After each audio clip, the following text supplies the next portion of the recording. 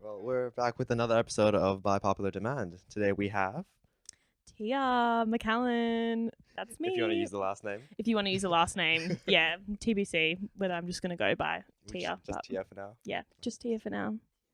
You want to tell us a bit about the song, and actually, do you want to tell us a bit about the show first? Yep. So it was a student-led project where with all the third year popular music students, we have all kind of been working on a lot of our like writing. It was all original music written by the students and all played by the students as well.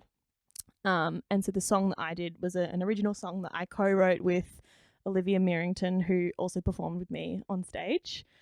And do you want to tell us a bit about the song? Sure. So it's called The Less I Know, and I actually started writing it first. I started writing it from the perspective of this guy that I was seeing, and kind of like went into this headspace of like, what if you're obsessed with me? Like, because the song, as he should have been, the start of the song very much kind of like sets up this imagery of like this intensity of connection. But as I started writing it, I was like, wait, maybe he doesn't actually feel this about me. And I kind of realized that I was actually writing about something that I was feeling for someone else. So wild life that I lead. Slowly unpacking. Yeah. Yeah. You want my full dating history? No, let's not go there. We have time. Yeah. And then I am really passionate about bringing like a queer lens into pop music. So I'm gay. I'm a bisexual.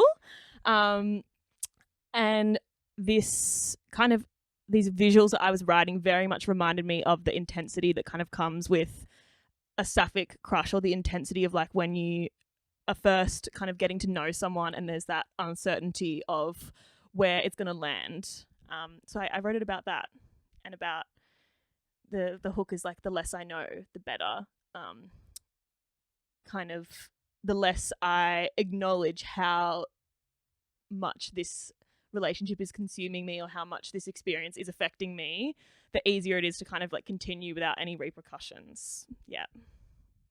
You mentioned earlier that you started out writing the song from this guy's perspective, and it kind of changed as you realized.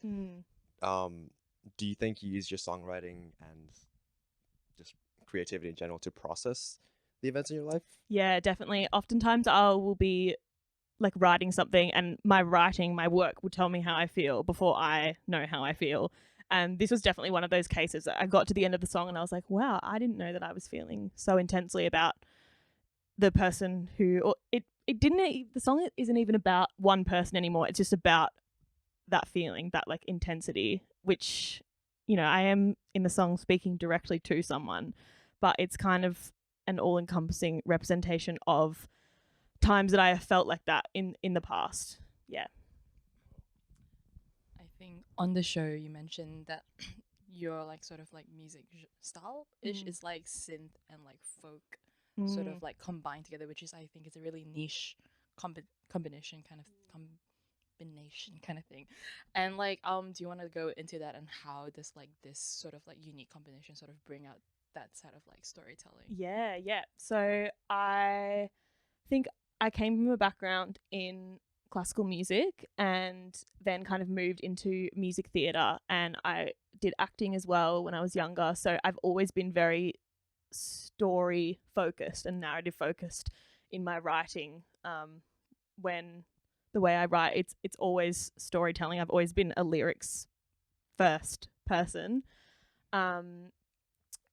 And so I started naturally writing folk music as an evolution from the styles of music that I was doing. That was the most accessible to me, to just play on my guitar and sing folk melodies. I listened to a lot of country music growing up. My dad loved country music.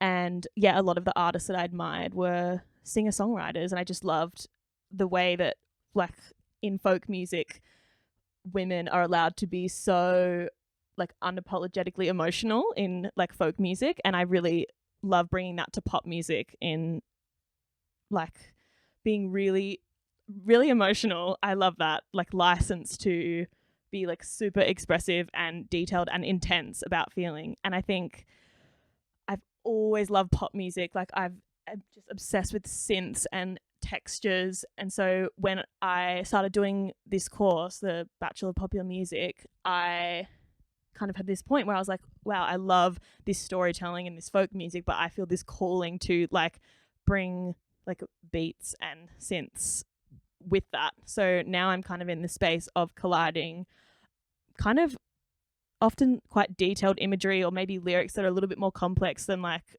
you know, more mainstream pop music, but with that kind of sonic aesthetic of pop music. Yeah. Nice. That's a very, very nice detailed. Yeah. I kind of like got more of like an insight to like sort of like how like the music came about, if that makes sense. Because it really, really like makes sense. Yeah. And I think the like pop stuff actually also came as I came more into like myself and my identity. Yeah. Because I, you know, when I started going out when I was 18 and just started to, I took things very seriously when I was younger. I was very like, just so like intense about everything. And you did go to an art school.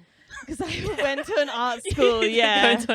It was like everything was like so like disciplined and serious, and everything is like you think about everything. Whereas pop music, like especially to even create pop melodies, you have to have fun. Like you can't like think up a pop song. Like you have to like play and have fun with it. And yeah, that was like really liberating for me, and is a nice space to be in now. That's nice. Was like back to the show sort of. Was that your first time like recording like live to air? And like have you had any gigging experiences before? And do you want to like explore like the differences if you have between those two experiences? Yeah, this was my first time doing something live to air. I haven't done heaps of gigging with my pop music. I've done a lot of kind of like folky singer-songwriter stuff. But I took a step back from gigging when I was reframing kind of what I wanted my artistry to be, and really spent the second half of semester last year building towards that performance of thinking, how do I want to visualize and represent my music on a television show. And that was really cool to kind of go through that process of the arrangement and kind of how I wanted to stylize it. You know, so often I'll perform with my guitar, with keys as well, and it was really fun to kind of just stand with the mic and really like drop into like a full like bodied performance. And yeah, it was really fun to like be able to see now like the product and have watched it. It was so cool. It was a great experience to be able to, you know, you uncover new things about your music and your sound in that as well. Like in performing like that, I found like new qualities in my voice, and yeah, like you have to like step up to like a certain level of confidence to be able to do that, because it's so intimate. You've got like so much attention on you and so many cameras, whereas in a live setting there's a little bit more breathing space. So it was a really good challenge, but yeah, it was great. I'd love to hear about like in terms of the course and how they structured it, so that were you kind of told that this is what you're working towards for the whole? Yeah. So the course is really great in that it allowed you to be really flexible with kind of the path that you wanted to choose. So the first year you kind of focus on your skill building, your individual instrument, and like your technique, all of that. And then second year is kind of incorporating that in more collaborative settings. And then the third year is like, who are you as an artist? What's the kind of approach you want to take into the industry? So our third year was a lot focused on artistic identity, like our own like definition of success, and kind of like how we wanted to forge our career paths going out of uni. It was kind of like an industry crash course, especially in that first semester. It was like, here's everything you need to know about like marketing, PR, like branding, all of it. So yeah, that's why I was saying to Kay before, I've taken a intermission semester now to take a break, because it was a lot of content and information that was just like go, and then your third year recital, and then we're doing the TV show now. It was like, yeah, it was a real like journey through that third year to kind of, but we all kind of walked out with like, oh, we know what we want to do, and we have like a really strong sense of the path that us as individuals want to take. And yeah, like Rod and Gerald were so great in making us all feel really sturdy in all of our differences of what we wanted to achieve. it's cool how comprehensive the course was. Oh, it's amazing. It's amazing. That's why I just, having come from so many different disciplines, I was like, I wanted a course that was going to allow me that flexibility to do different things and change my mind as I went along. Yeah. Just sort of onto that. I'm not sure if this is gonna like make sense, but sort of like I feel like when like when you came into the course, you were like, I want to do pop music, but I wasn't like really sure like what that means, and sort of like the course sort of gave you the structure to sort of explore, and towards the end you sort of like found what you really wanted. That's really cool. Yeah, absolutely. Yeah, you got it. That is really cool. Just to sort of like on like, because you did the song that you performed on by public demand with Liv Merrington, was it? Yeah. How was that experience like? And I know you guys had a lot of experiences during the course to collaborate with others. So how was it like combining your sort of music with other musicians and sort of like the collaborative? Yeah. Oh, I love writing with Liv and collaborating with her. I reached out to her. We weren't like super close at the time, and now is one of my best friends. I reached out to her kind of towards the beginning of third year.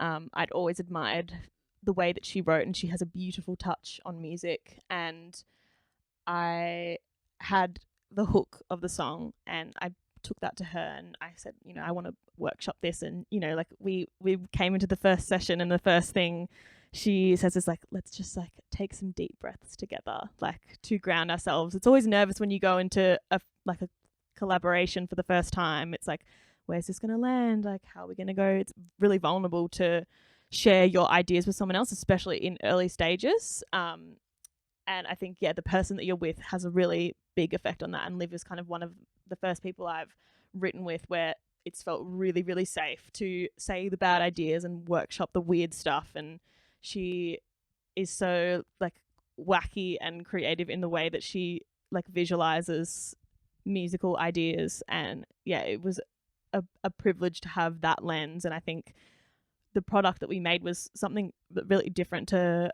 other things that I had written before.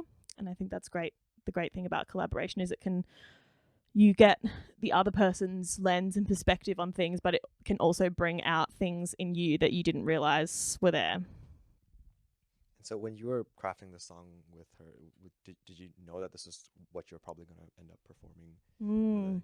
Yeah, I didn't know if it was what I was going to do in the TV show. I kind of, during third year, I was like, I'll just write throughout the year. And when I get to second semester, I'll kind of pick the song that I feel like most connected to or most like passionate about putting on that platform. And that was the song that I wanted to do. Yeah. Right. What were the runners up? Yeah.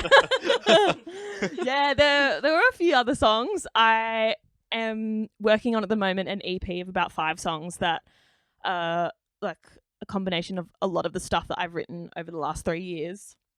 Kind of my favorites from that. So I'm working on producing that at the moment, while I like write other material. I already forgot what the question was.